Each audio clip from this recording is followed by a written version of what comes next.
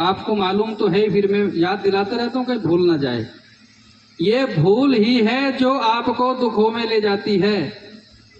और साहब ने कहा, भूल मिटे गुरु मिले पार की, पारख देई लखाई, कहें ही कबीर भूल की औसत पारक सबकी भाई।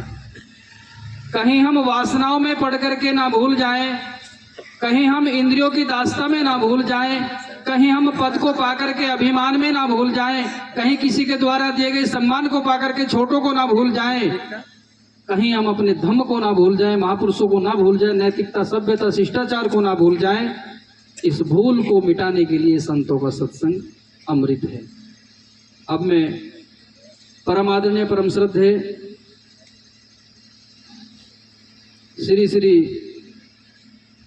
धर्मानंदपुरी जी, जो गुरु रविदास आश्रम ग्राम भुलवाना, होडल, जनपद पलवल, हरियाणा प्रदेश से हम सब के बीच में आए हुए हैं।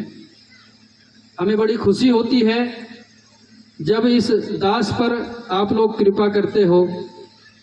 सज्जनों, सही अर्थों में ये सब आप सबकी अनुकंपा है, जो ये सब दर्शन होता है संतों का। आइएगा, साहेब श्री धर्मानंदपुरी जी 20 मिनट में अपनी बातें संगत के द्वारा देंगे। साहेब बंदगी। बोलिए संत शिरोमणि गुरु रविदास महाराज की जय। बोलिए संत सम्राट सदगुरु कबीर साहब की जय। बोलिए बोधिसत्व बाबा साहब की जय। बोलिए संत समाज की जय। बोलिए सार संगत समाज की जय। आज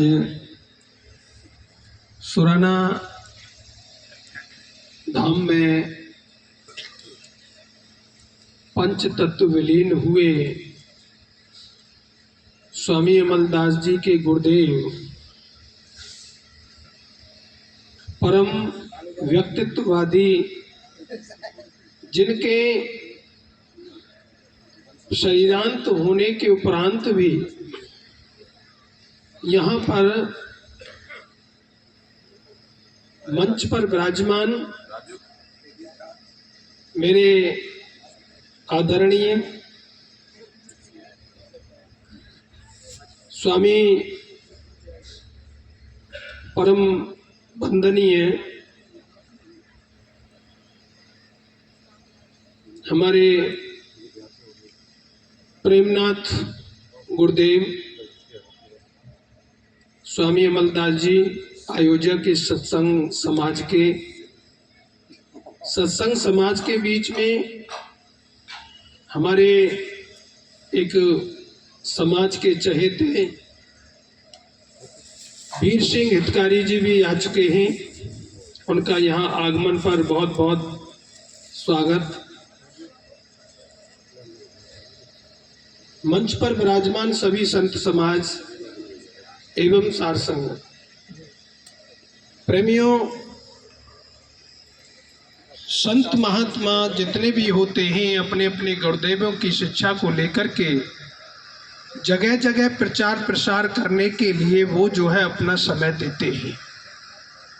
न जाने कौन से संत की, किस महापुरुष की वाणी से किस व्यक्ति के व्यक्तित्व का विकास हो जाए ये पता नहीं। सतगुर मेरा सूरमा करे शब्द की चोट, मारे गोला ज्ञान का जब ढहे भ्रम का कोट।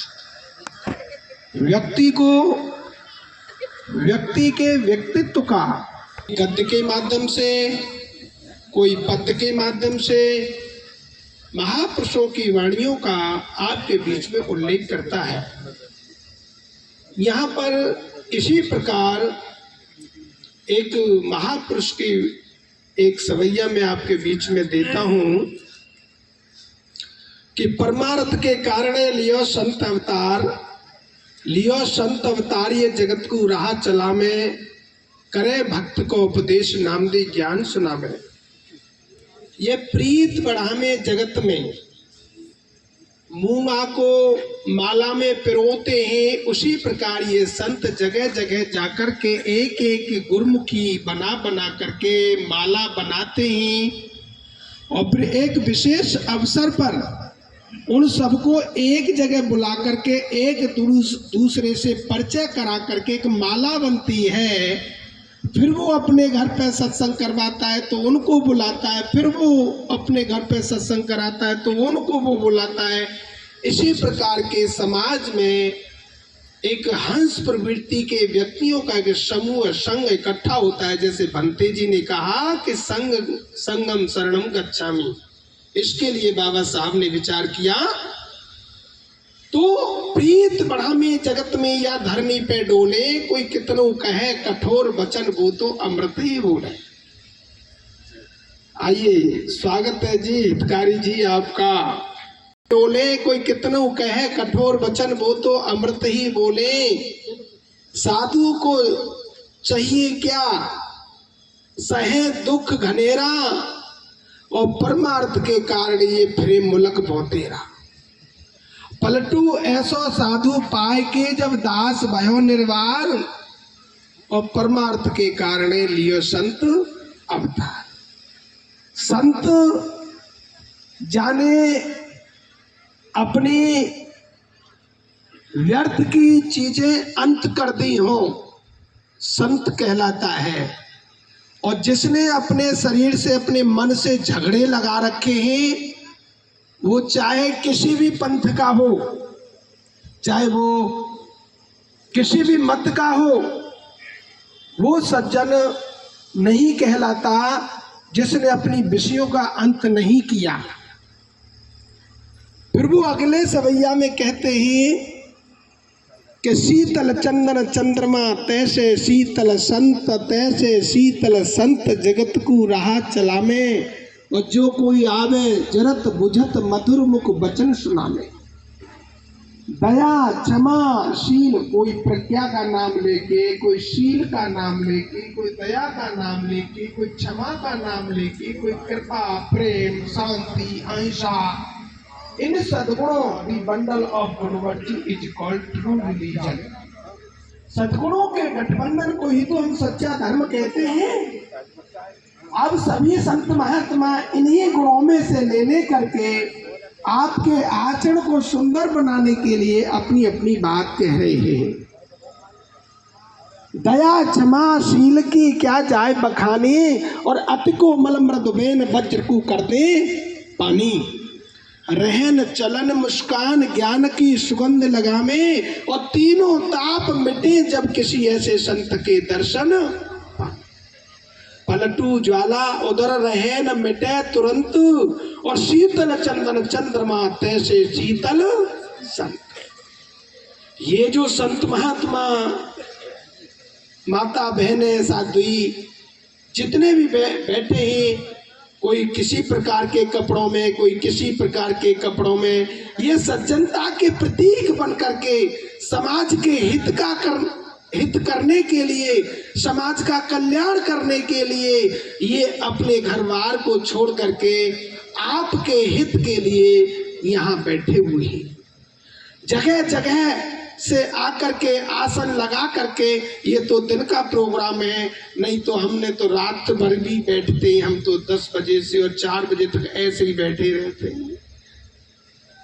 और सुबह कोई जो भी पारितोषिक दे देता है उसी को लेके बेचारे चले जाते हैं। कहीं किसी का भाड़े की भी पूर्ति हो जाए, कहीं भी ना भी हो। लेकिन वो जो है संत समाज के कल्याण के लिए बिल्कुल समर्पित है। और जो समाज के लिए समर्पित है, समाज के हित की बात करता है, वो गुरुदेव है, वो संत है। और जो समाज में विषय फैलाता है वो समाज का हितकारी नहीं है। बड़ी विडंबना आती है, एक तरफ ये विचारधाराओं की लड़ाई है सज्जनता की। जो सज्जनता को लेके चले हैं उनके लिए चरणों में कोटि कोटि नमन, और जिन्होंने जहर के बीज बोए हैं वो समाज के दुश्मन कहलाए। उनको हम इस मंच के माध्यम से नमस्कार करने का अधिकारी नहीं समझते। संत श्रोमणी गुरु रविदास जी ने समानता का अधिकार एक वाणी में अपने दोहा के माध्यम से बोला, और जिसको बाबा साहब डॉक्टर भीमराव अंबेडकर ने अनुच्छेद 14 से लेकर के अनुच्छेद 18 तक संविधान के अंदर संजोया है। ऐसा चाहूं राज में मिले सभी को अन्न, और छोटे बड़ सब सम बसे रविदास हो प्रसन्न। ये अनुच्छेद 14 से लेकर के 18 तक है। फंडामेंटल राइट्स लिखा है संविधान के अंदर अनुच्छेद 14 से लेकर के 32 तक। इसमें अनुच्छेद 19 से लेकर के 19-22 तक स्वतंत्रता का अधिकार जो आपको कॉन्स्टिट्यूशन में दिया गया, उसी विचार अभिव्यक्ति की स्वतंत्रता का अधिकार संविधान आपको गारंटी देता है। ये प्रोग्राम करने का अगर वो संविधान न होता तो ये माइक मेरे हाथ में नहीं होता। अभी साधु जी के माध्यम से एक प्रवचन में आया था कि बाबा साहब से पहले 650 साल पहले कबीर साहब ने अपना मैसेज दिया, और उस मैसेज के माध्यम से समाज को चेताया। तो वो केवल मॉरलिटी रूप में, वो बाध्यता के रूप में नहीं था। संत उपदेश करते ही शिष्य माने या ना माने, लेकिन कबीर साहब को पढ़ा, रविदास जी को पढ़ा, ज्योतिबा फुले को पढ़ा, महापुरुषों को पढ़ने के बाद जब उन्होंने बाबा साहब ने देखा कि ये जो है समाज के हितकारी वस्तु है, कबीरिज्म, रविदासिज्म, बुद्धिज्म, जितने भी इज्म हैं, ये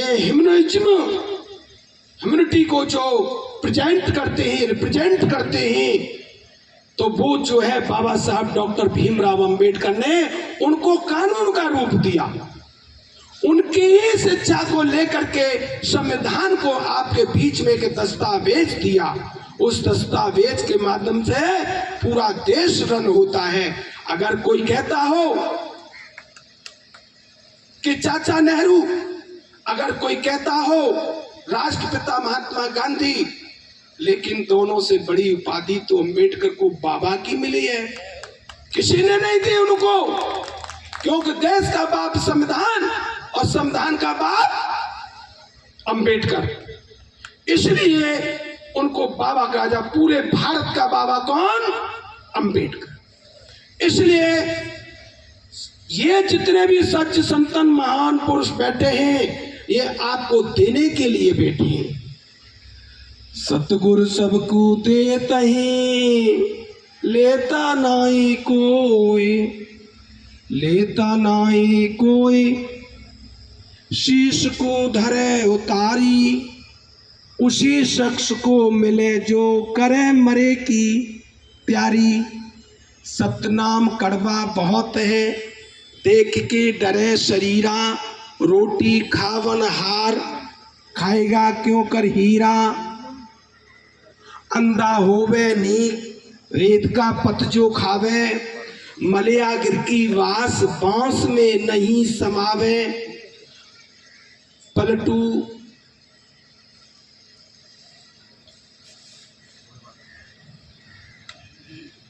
चाहे हरि भगत को, ऐसो जाने कोई, सतगुरु सबको देते हैं, लेता नाए कोई। प्रेमियों, हम और आप जितने भी यहाँ आए हैं, सब गुरुदेव का नाम, गुरुदेव का जो शब्द है, गुरुदेव की जो सीख है, उस सीख को फॉलो करने के लिए हम जो है यहाँ आए हैं।